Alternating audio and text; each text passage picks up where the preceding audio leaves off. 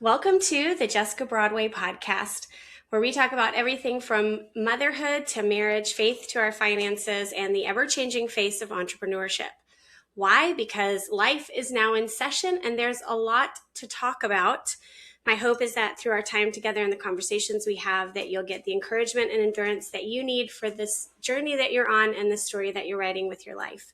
My guest today is Caleb Schwein. He is a friend and we've collaborated together. He's a business owner and creative father, husband, and lover of life, I would say. Thank you. Appreciate it. Beautiful. Beautiful. Yeah. So Caleb, your background is you've had experience in the brick and mortar world, right? You guys own with your brother. Yep. Classics Complex in Springfield. Yep. And tell us a little bit about Classics. Yeah. So Classics Complex, it's really three businesses in one. You have Classics Yard, you have the coffee shop, Classic Rock Coffee, and then you have the venue, which was formerly the Riff, now called the Venue on Sunset. And so me and my family bought it out 5 years ago, coming up on 5 years ago. And with the backspace behind the coffee shop connected to the venue, which is now Classics Yard, 8,000 square feet of games, restaurants, bar, perfect space to have parties, corporates, whether it's 300 people or 20 people. Growing up in Springfield, Missouri, being in the bar scene, the restaurant scene, my dad was bought cartoons back in the day and turned that into Crave. Owns Friends Karaoke Pub. So in my 20s, I grew up bartending and just in that world. And me and my friends would always travel to Kansas City and St. Louis to go to these interactive, fun places to go do sports, get active while enjoying a drink or not enjoying a drink. And so, my brother was in the corporate world. I was working another family business that was getting ready to sell, another brick and mortar. And so we were just ready to both do our own thing. And my dad had the finances at the time to buy it from the previous owner. And then me and my brother just bought out my father and stepmother about 2 years ago. So it's me and my wife and brother and his now fiance and the rest of the team. So you know all about the dynamics that go into running a business with family. Sure do. Yeah. And the tension that can exist when you had to have a difficult work conversation, but then you have to see each other at Sunday lunch, right? Facts. Yes. Facts. Yeah, yes. Absolutely.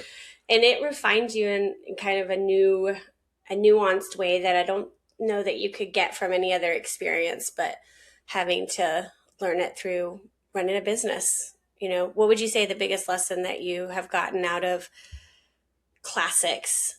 Just that whole experience of working together and like what is something that you've learned from that experience? Yeah. So I'd say taking a step back from Classics. So I've already, I've been in family business since I was 20 years old, 21 years old, working with my father and stepmother, and then transitioning into me and the in-laws wife and opening a dispensary here in Nixa back in 2020.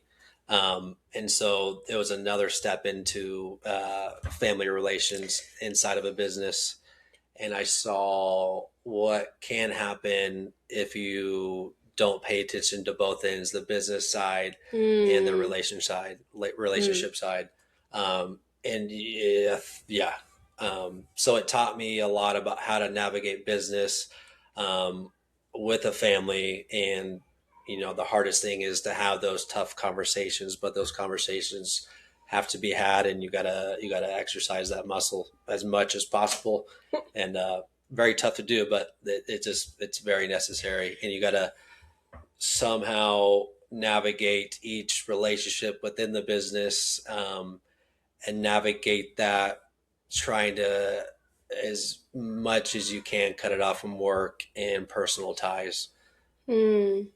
When you say have those hard conversations, are those business conversations or are they more like relationship type of conversations? Can you speak to that? Yeah, I think it just depends on the relationship itself and who that's with. me and my wife will have a conversation uh, about trying to turn it off once we get home. So that's more so on like the personal relationship side. And then when I have to talk to her about a business thing that's happening, and just making sure she's doing everything and anything that she can to, while still taking care of the family at home. She kills it at home so I can try and kill it at work, and she also kills it at work. Right. And then on another relationship side is um, just trying to know that the best interest for the company is at heart and the relationship is at heart too. Trying to navigate that can be tough, but I think at the end of the day, as long as you know the heart's in the right place, you got to somehow try and leave it at that. Yeah. Yeah. There's a lot of grace that it comes into play, Yeah. and we've owned family businesses before.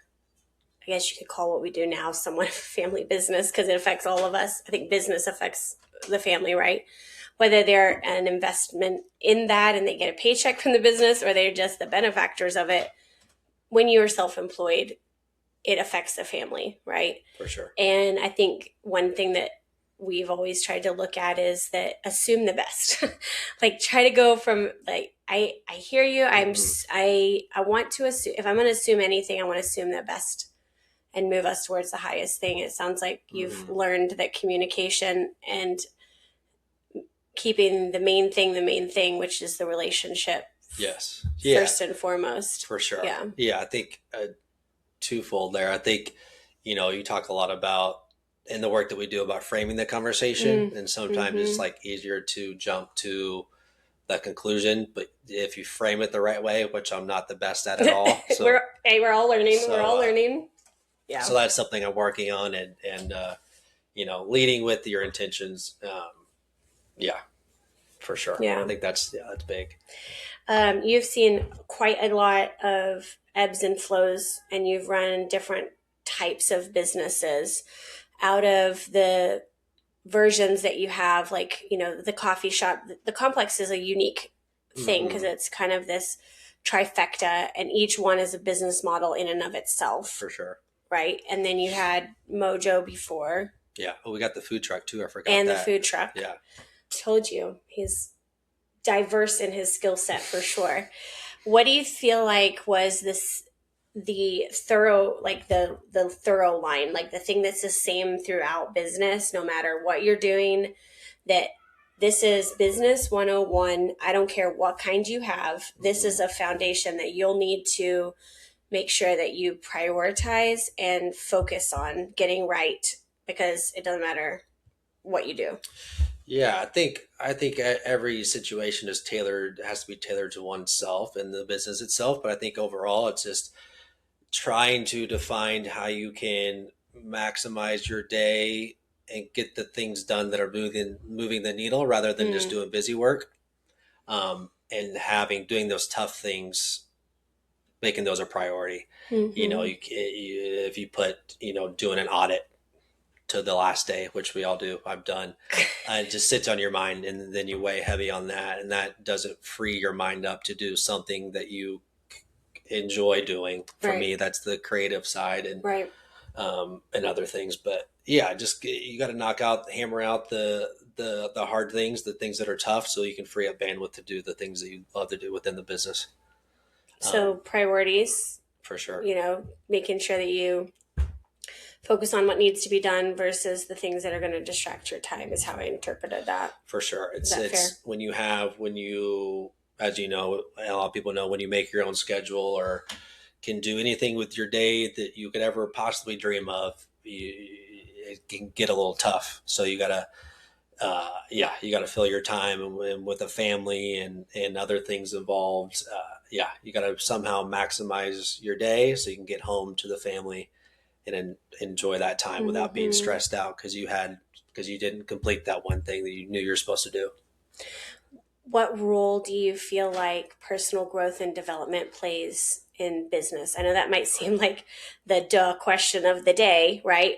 Because obviously it's important, but for you, what has that been like in incorporating personal growth? Have you seen it be foundational?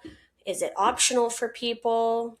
Tell us about what you think, how you view the role of self-improvement. Yeah.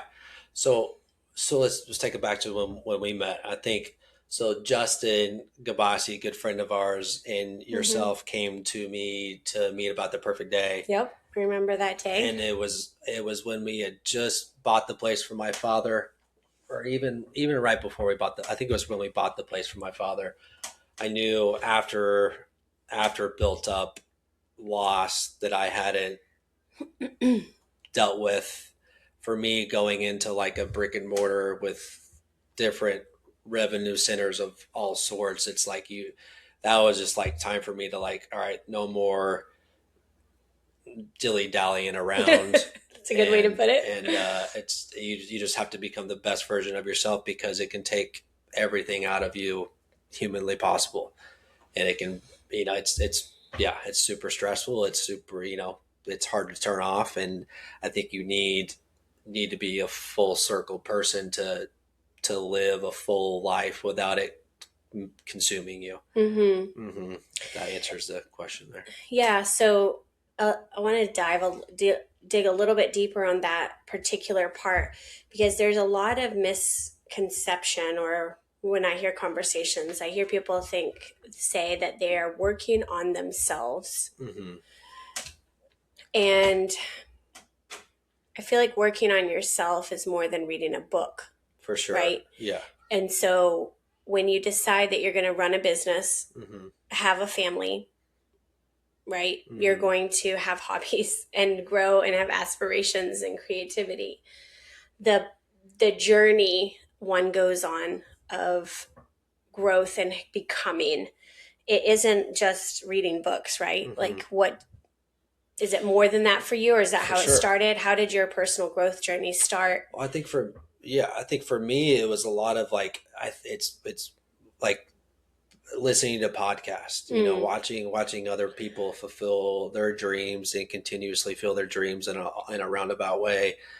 I think for me, it was like getting into the knowledge of how we're talking right now. And then putting into practice, and then meeting yourself and the way that you speak about things. I think it kind of just hit me full circle. I can't pinpoint a thing that like told me like, you need to like work. I think it was just a lot of built up things. And I think you came into my life, as a kid with eczema. I grew up with severe eczema.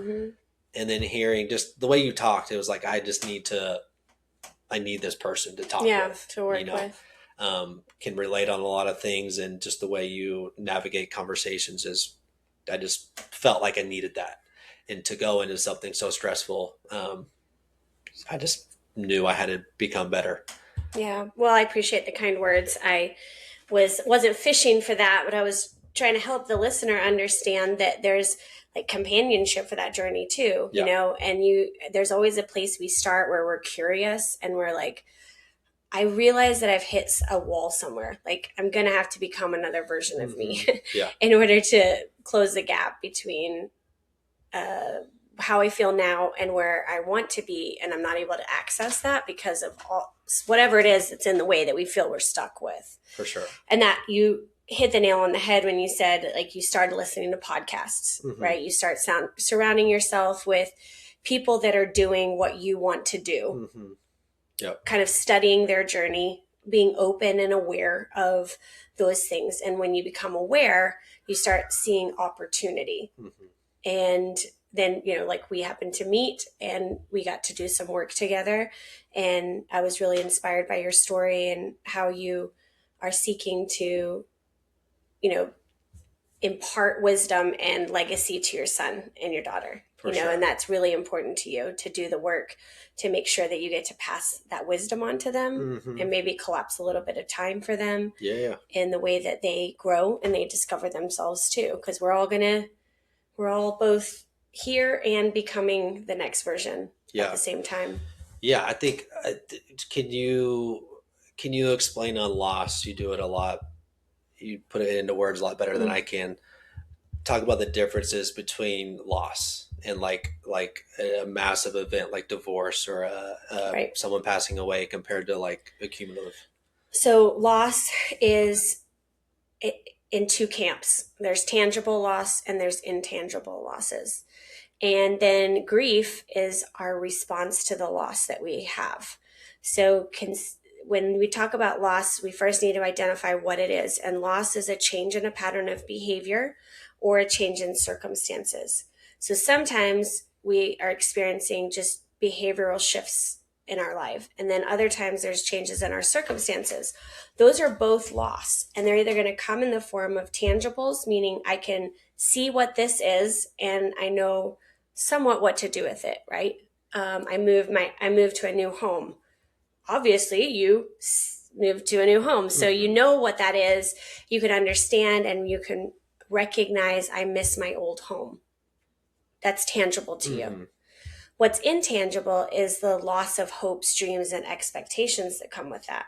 Say that you move into your new house and you expected that you'd just really acclimate to the neighborhood and you'd find your way, only to discover that you haven't really acclimated and you haven't made the friends that you thought you might make. You might be tempted to say, well, I've been here 6 months. I don't know why I still miss my old home. Well, it's not the old home. Yeah. It's the feeling that you had with that home. With the old home, right? And those intangible losses we're not really aware of. And so they often become cumulative over time. And then our response to how we navigate those is our grieving experience. And grief comes in two forms, acute and residual. So they often pair up with, like, there's a tangible loss of moving. I can see that I'm moving and I have feelings about it. That would be your response, your grief. But the grief is acute. And so as time goes on and you acclimate to your new environment, the grief isn't acute anymore. It's not impending on you. It doesn't disrupt your day. But then the loss of hopes, dreams, and expectations that are intangible, those don't ever get dealt with, right? And so then you start accumulating those. And that's just on one event. That's just one event that has many, many losses attached to it. So helping people identify the losses in their life and how those have shaped them and understand that the way they're responding in life right now is likely either an acute or residual grief response. And if I can help them identify the losses, process those, then we can collapse time quite a bit. We can free up the internal bandwidth. And most people are focused on external capacity, like productivity tools, daily management, inspiration, things like that. And that just creates like kind of a vicious loop because they don't ever acquire the tools to deal with the internal stuff, right? Yeah. So why do you think people, or it's hard as a society to accept that there's another form of loss other than the things that you mentioned, the bigger events? Why do people have such a hard time understanding that that's a true and valid thing? Well, we're about 40 years behind socially. So the big social crisis, if you will, is that we have misunderstood grief and we're not really aware of loss. We just don't have the vocabulary. Once I explain it to someone, they're like, oh yeah, of course, right? It makes sense, not hard stuff. Yeah. It's just socially we're pretty behind on it. We haven't caught up. And grief affects you on a cognitive level, on a physiological level, and then a psychological level. So there's three kind of ways that it affects us. And when you think about pop culture and movies and media, they're all talking about, the 5 stages of grief, which are emotions, denial, acceptance, anger, bargaining, all of those are emotional states, but it's not addressing that cognitive and how your brain is wired and how your brain goes into fight or flight and starts short circuiting. All of these things are complex and we're just not equipped for it. Traditional therapeutic environments that people might go to if they feel stuck are working on emotional processing and making boundaries and self-expression type of things, not necessarily root causes. And that's really not anybody's fault. It's just that we haven't caught up. We're just really hung up on the things we can see and not so much the things that are unseen. I think that's pretty true for anything, you know. Or what? Here's a departure. Why do you think, like, in the world of entrepreneurship and business, it's not like, typically it hasn't been okay as like a norm or a societal norm for people to have the and that you speak about, have the be an entrepreneur, but also have mental health, be, and it doesn't have to be a thing of like this negative thing or like, whoa, is that person, like, why can't that just be a thing, just like physical health? Like, people go to the gym, they're wanting to better themselves. They're working on themselves. Why does like mental health, or like me meeting with you, like, I don't know what to call, I call you my therapist, my mentor, right, my all of the coach, above, whatever you want to call, and and sometimes, depending on that person, is that's looked at as like, oh, why is he going to a therapist, or like, what's wrong with him, rather than like a positive outlook towards that for some people, not everybody, but for some people. Well, I think if you're on the journey of growth, right, and you're growing a business, those who think that they can run a business and not grow as a person are very misguided, and likely will not have the things that you actually want out of your life, right? You look at people that are resistant to working on themselves and working on that internal. Do you know one person that is resistant to working on themselves that has anything you want? Yeah. Probably not. Yeah, for sure. Or other the way than, that like, they, the financial, the way that they got it, financial reward. The way that they got it, the outcome, Yeah. finances. That's all the only thing we could probably say. We're like, well, you got a lot of money. I don't know. I might take that. Yeah. But they're unhappy. Yeah. And if you took the money away, they would have nothing left. Well, it's like the story of the founder of Airbnb. Sells the company for XYZ billion dollars plus, lived out his whole, career doing that, and finally built it up to his dream, what he thought it was his dream. And he was the most unhappy he's ever been in his whole life once he sold that company and had all this money and whatever he wanted.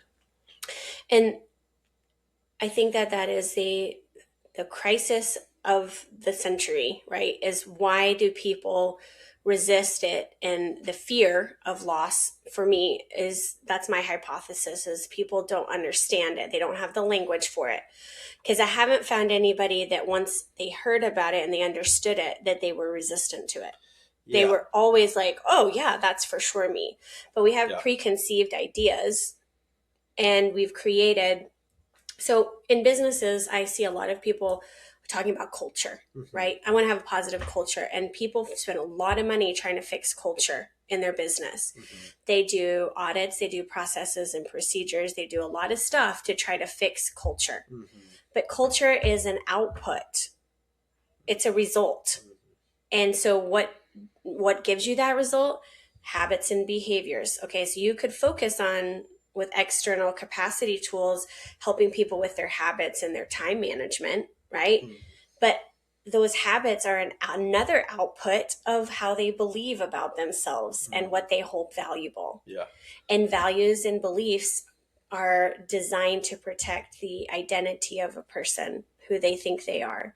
And identity is the sum of who you are and whose you are. What are your characteristics and traits that are just you? And where do you come from? What does your root system look like? So if anybody was building an identity out of pain or overcoming the past, they would build value systems and belief systems to protect themselves, right? And then that would shape their habits and behavior, which would then affect the culture that they bring with them.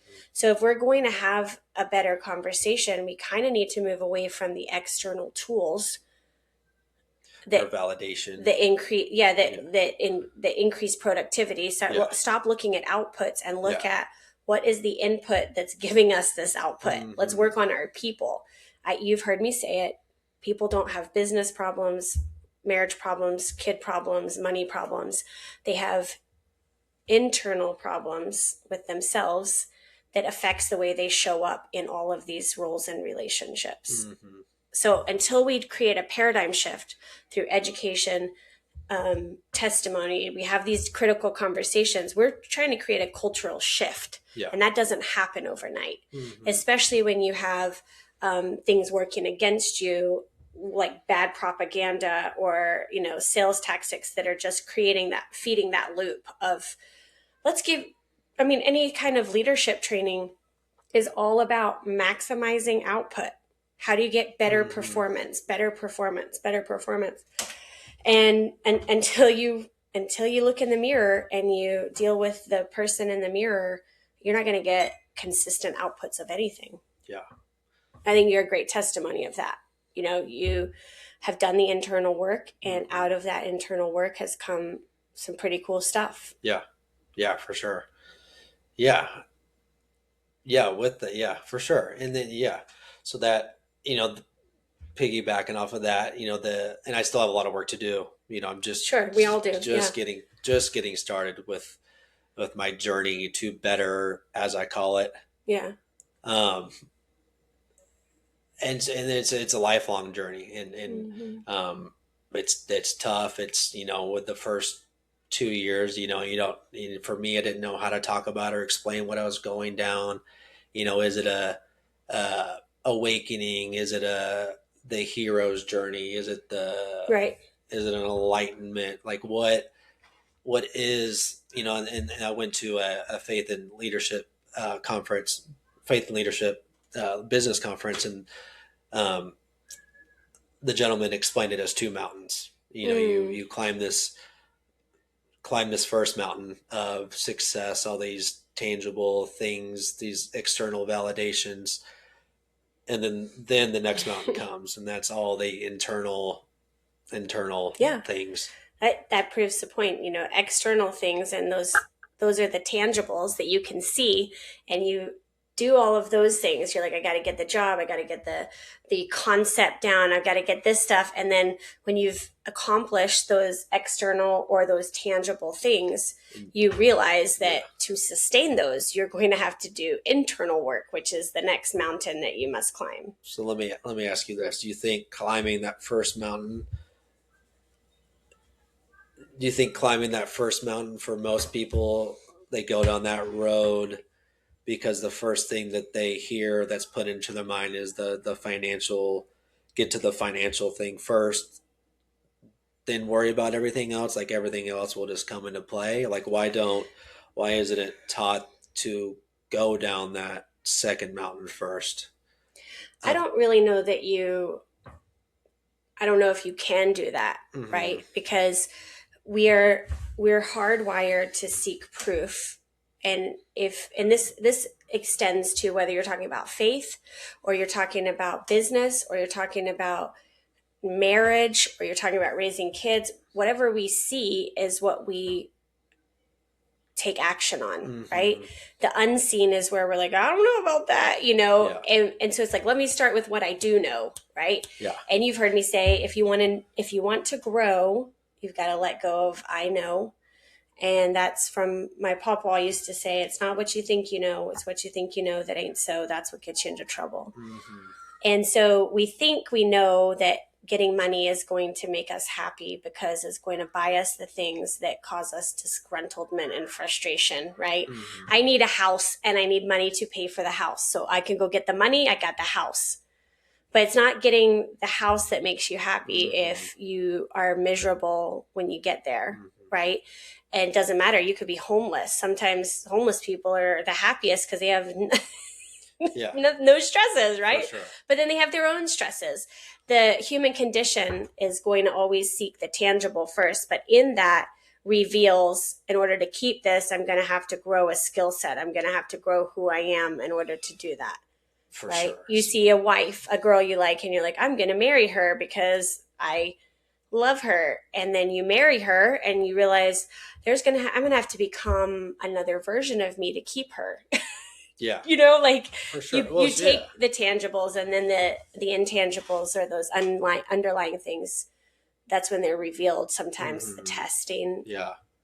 So you think, so I've been building a clothing brand on this side. Yes, you have. I The was just going to get to there.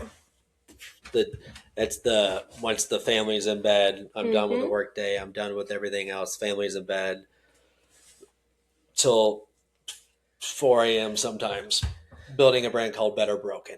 So, do you think that first mountain, and as a metaphor, I use Better Broken Mm-hmm. to describe maybe that first mountain and that second mountain? Like you have to go through that first mountain of sometimes trials and tribulations or certain circumstances that really make you get to the core of like just becoming better and taking those lessons and applying them Mm-hmm. to become better from broken. Do you think that's comes from a spiritual world of those things happening in your life to make you better?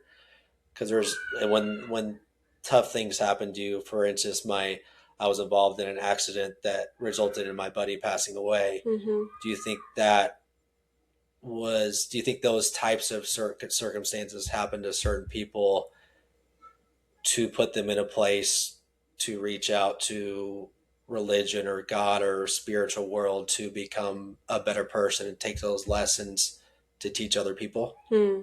That's a good That's a question. lot.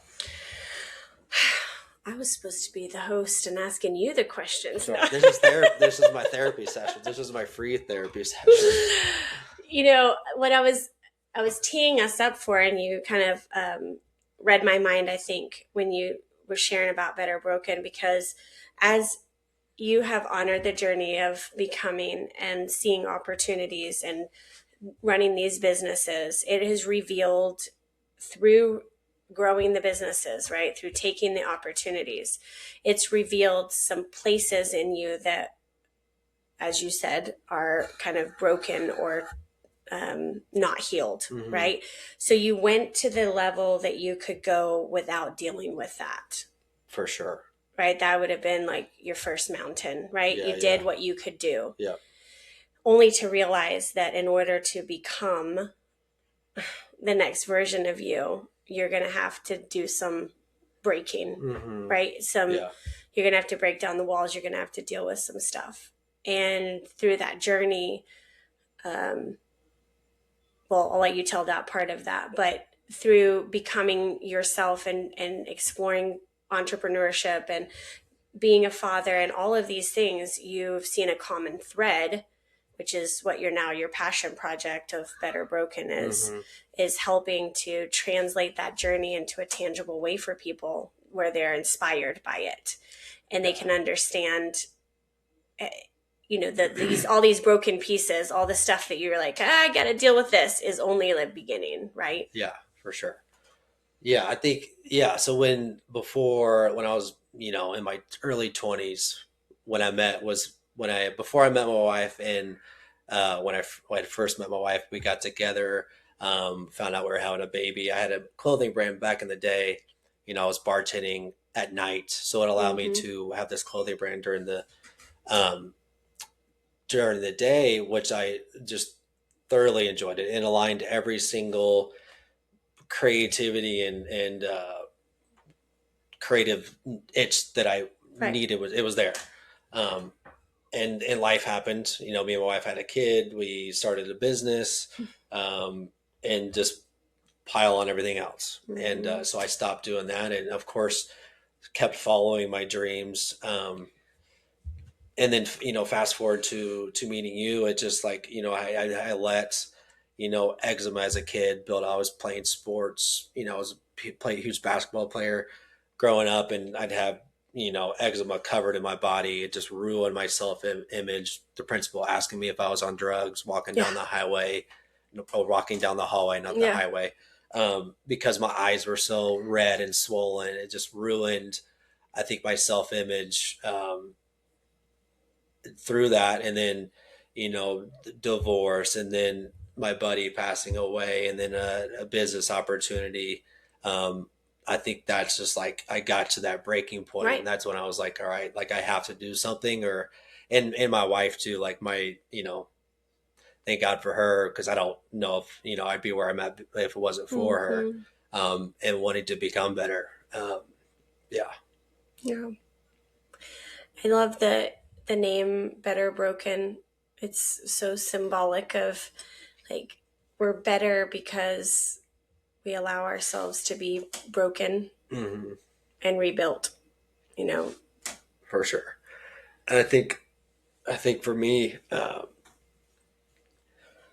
like if I'm able to teach my kid, I think the whole thing with like the Better Broken, and it's taken me I feel like I've been working on it for years, and it's Mm, nothing has came to light. It's like, what are you doing with all this time? Um, I think for me, it's like I didn't really know what the true mission or was behind it. mhm. Um, and I think for me, it's just like if you can take the things that happen in your life and take lessons from those, and if I can teach that to my kid or anybody else, you become better from the tough times you go through. Yeah. You know, And isn't it true that unless you've been there, you don't understand that? for sure. Yeah. Yeah, absolutely.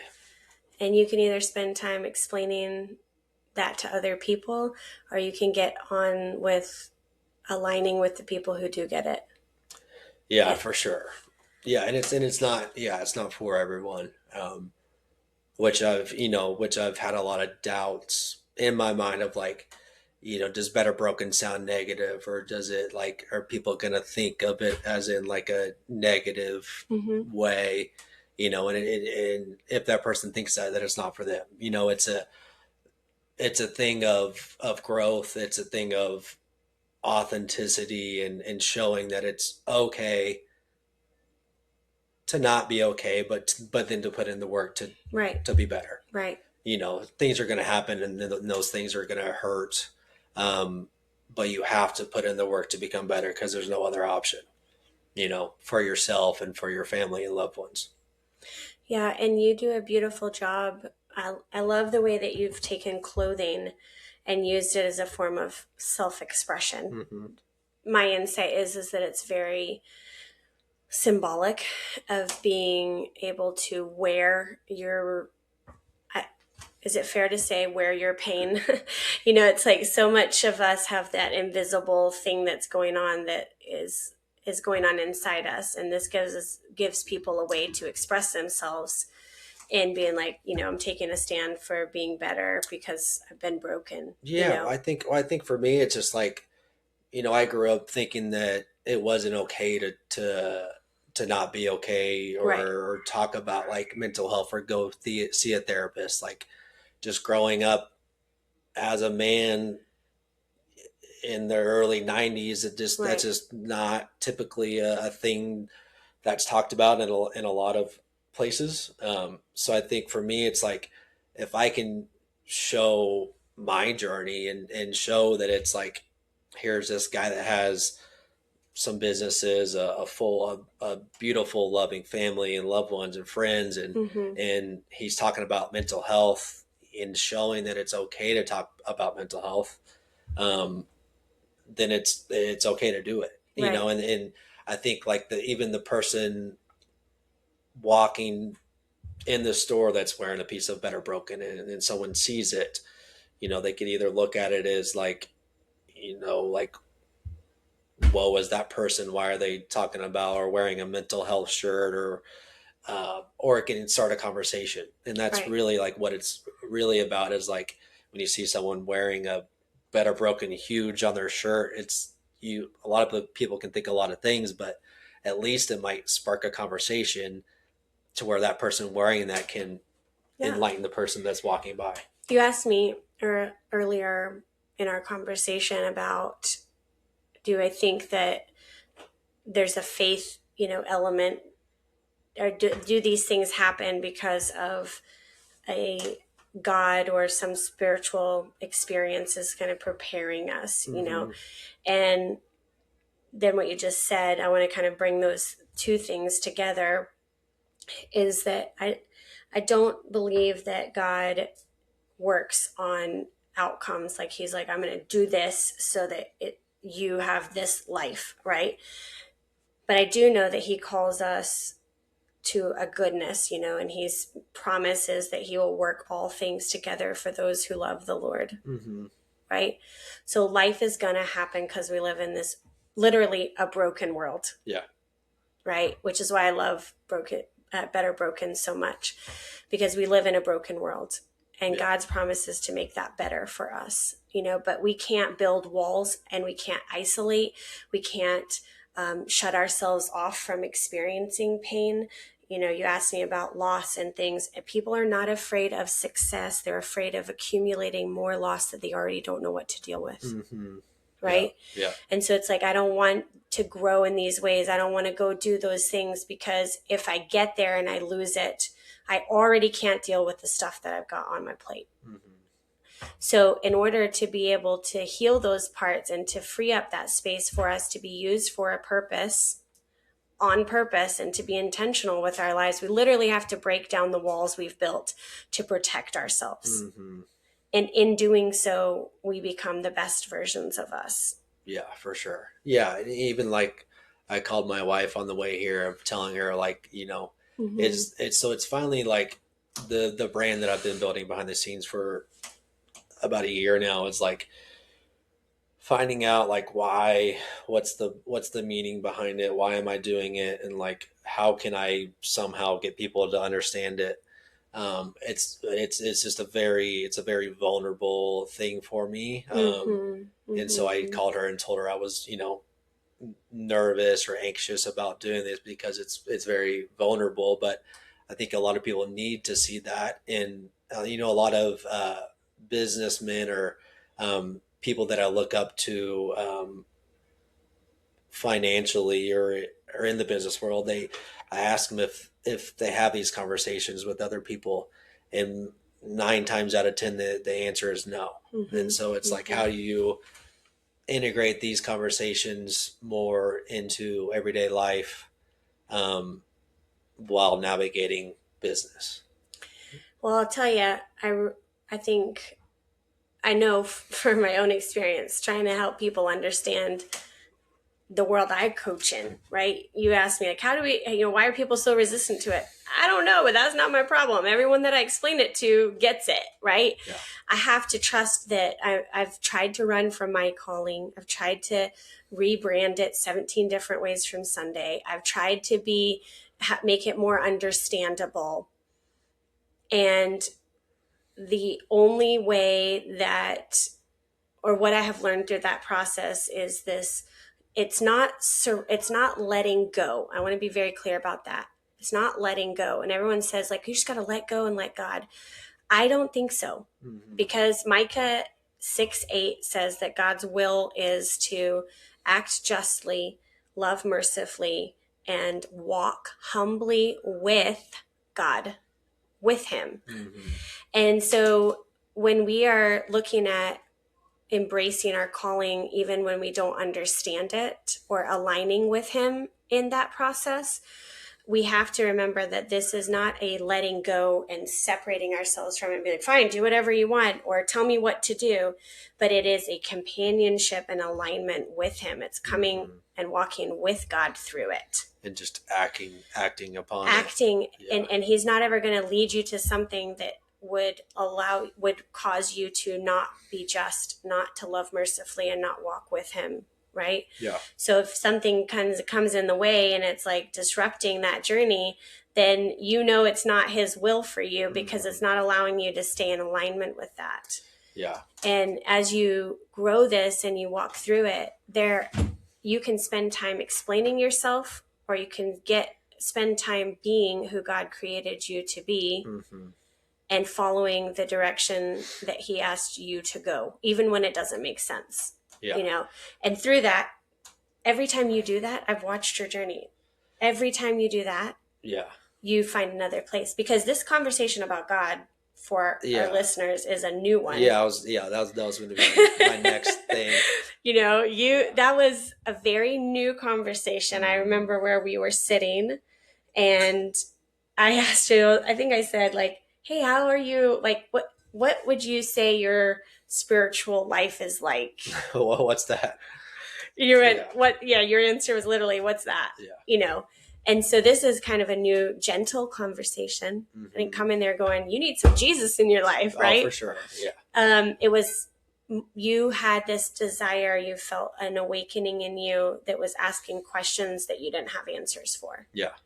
And you opened yourself up. You allowed walls to be broken down that you would never have been able to come into that or see the power of that in your life without having done that.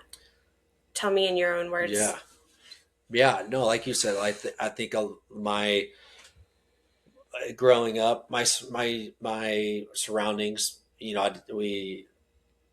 I always personally looked at religion and like spirituality as like woo woo.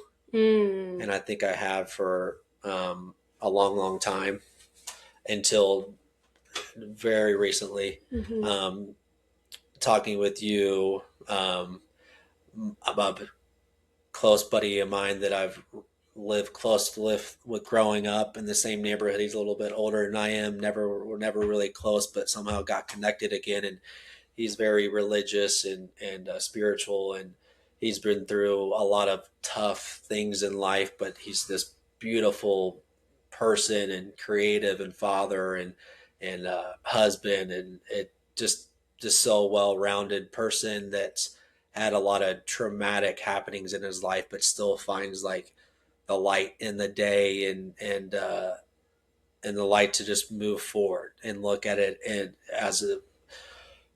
take the day as positive as you can, because that is the only way to move forward. And so him and you have shown me a lot of opening my eyes to that world, and now starting to feel it. Now we're going to church as a family, and my son Cruz, he's 6, and he's starting to ask questions about God. So it's a good time for him to get in there and start asking those questions to someone that's more knowledgeable than myself, and just having that in his surroundings.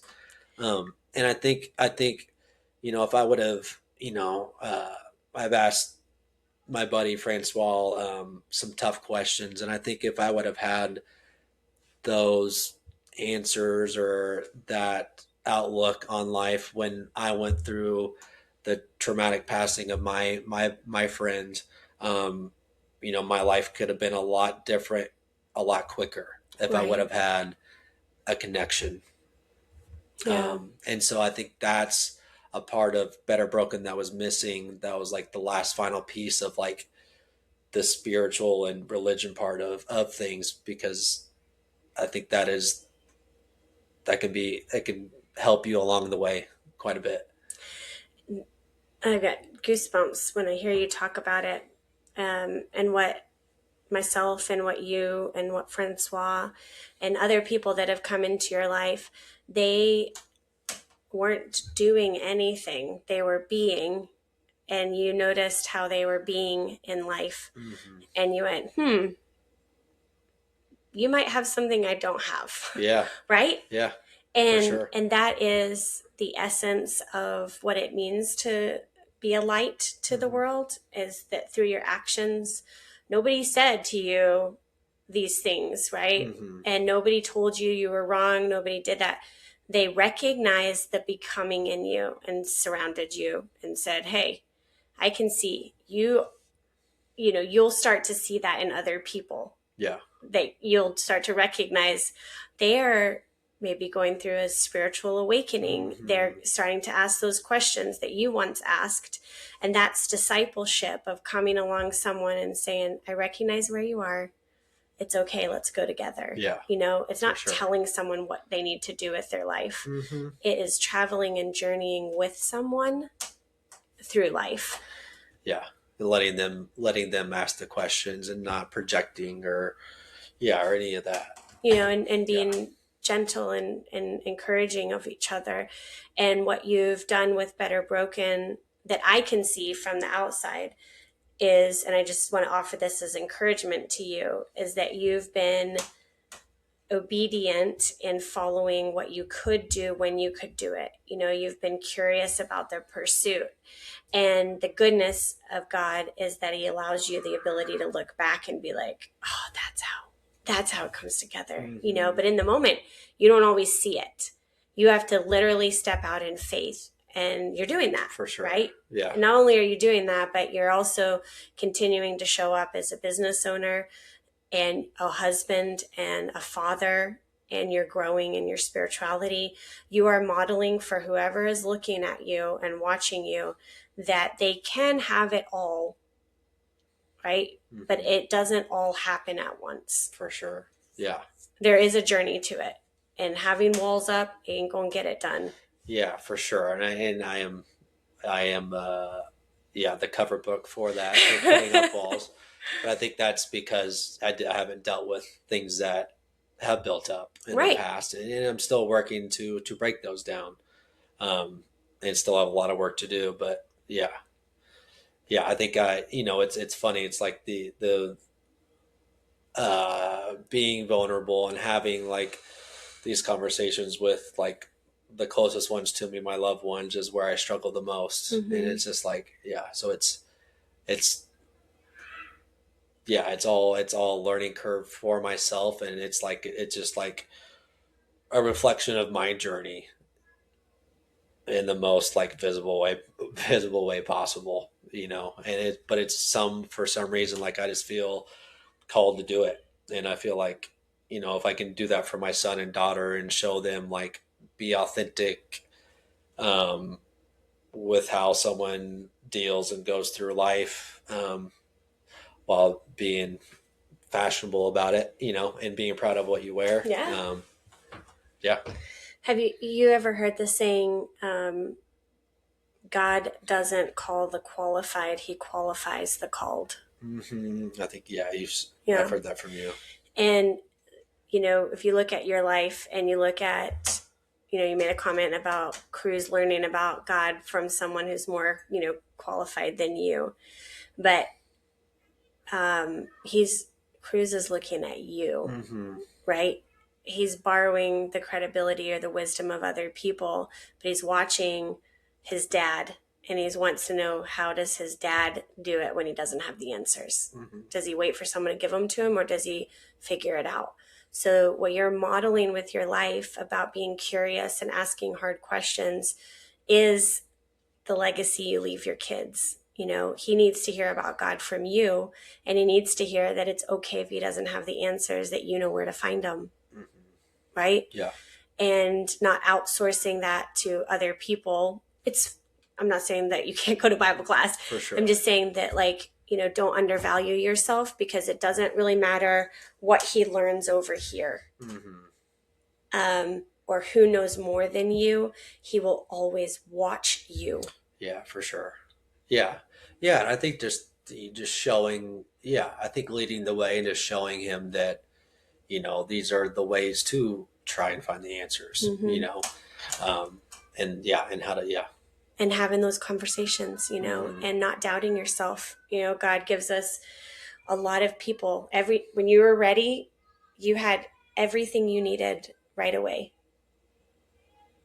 People just showed up in your life. Mm-hmm. Yeah.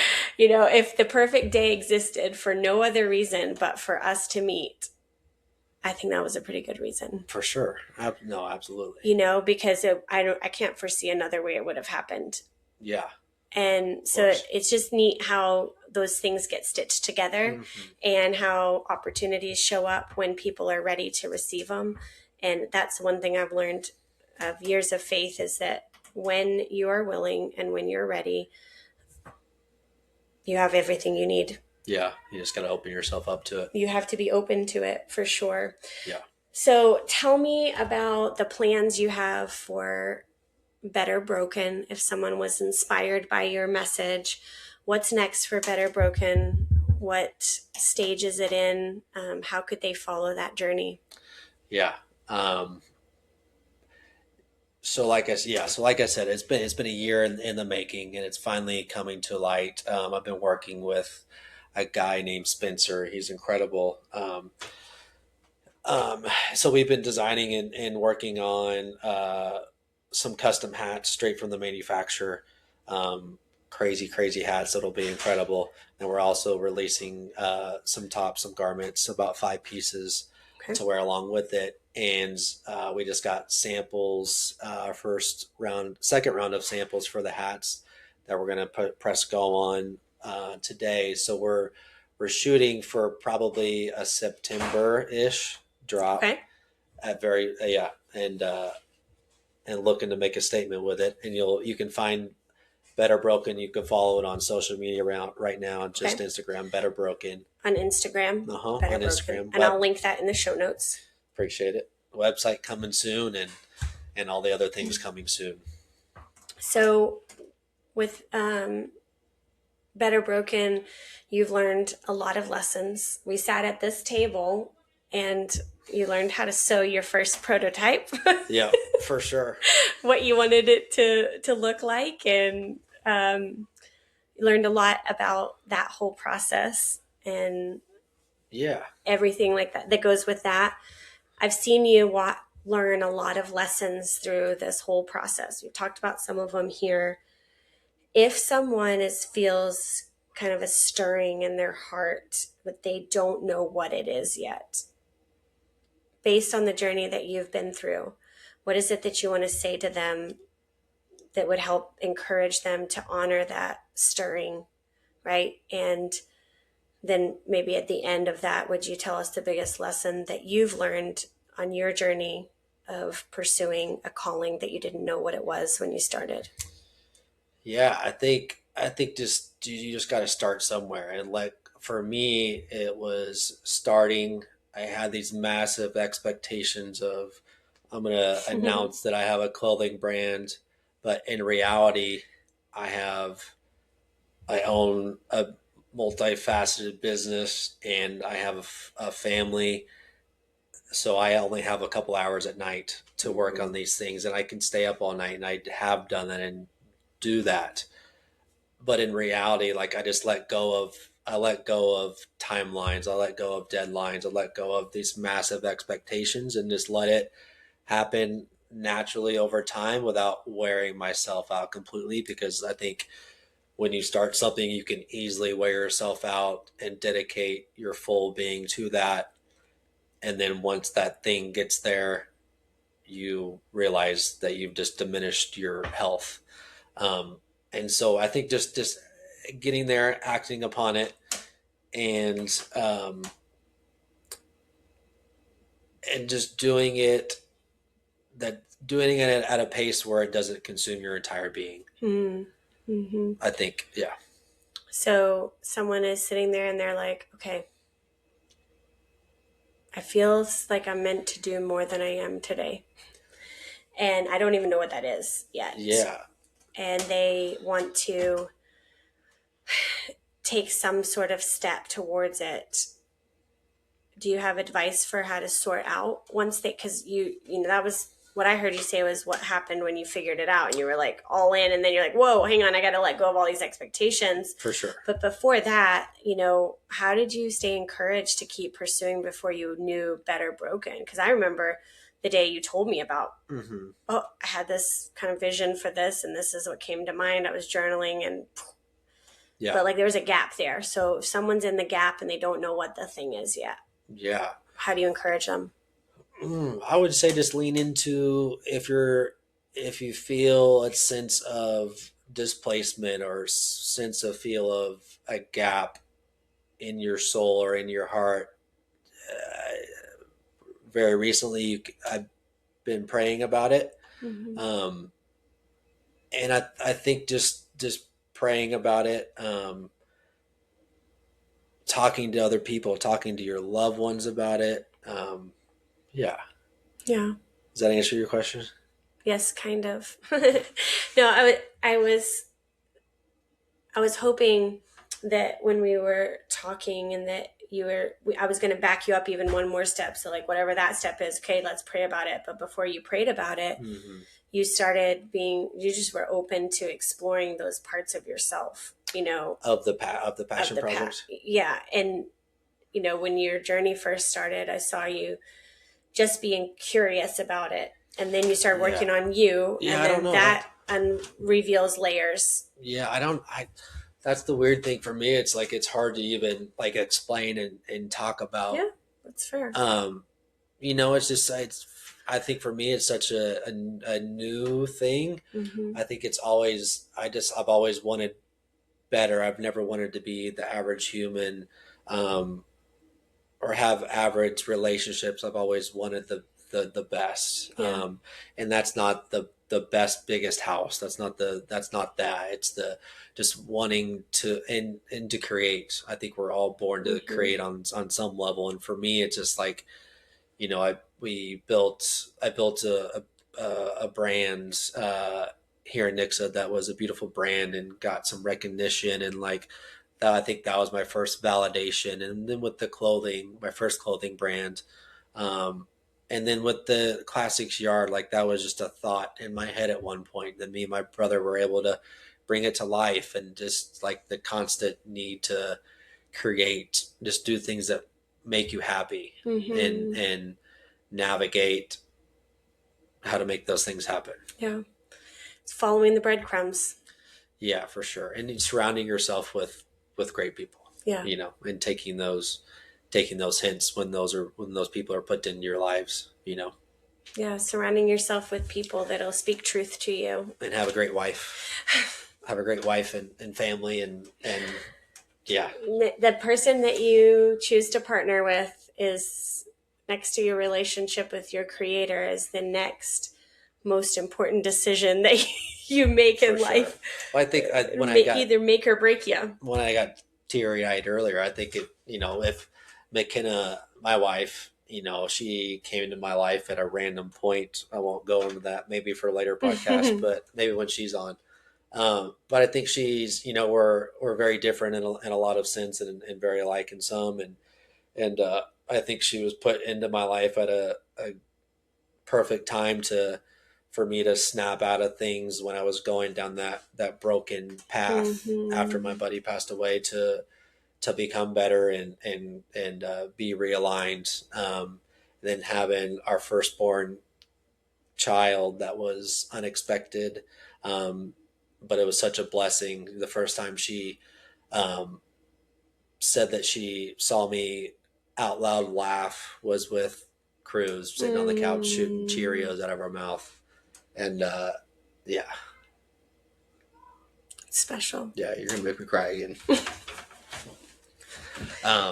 So yeah, I think I think it's a lot about who you surround yourself with too. Yeah. Well, thank you for coming on the show and for sharing your journey with everybody. I think that those who listen will really relate to that journey of becoming, and then becoming again, and realizing that what you start out to do may not be where you end up, and that you're along for the ride, really. For sure. And just to be open to what God has for you, and what you're going to discover along the way, to stay curious, as we like to say on Big Ideas podcast, plug for that one. Shout out Jessica Kabasi and Mark Steiner. Yep. Two incredible human beings. Yes, they are. We are very fortunate that all of our paths have crossed, and that we've all been able to, as Mark would say, walk each other home. It's a good one. So thank you so much. I will link all of these things in the show notes for everybody. And whether you are driving in the car, whether you're folding your laundry, whatever you're doing, thanks for being here and listening. Until next time, just remember to love your people, live your purpose, and don't stop creating possibilities.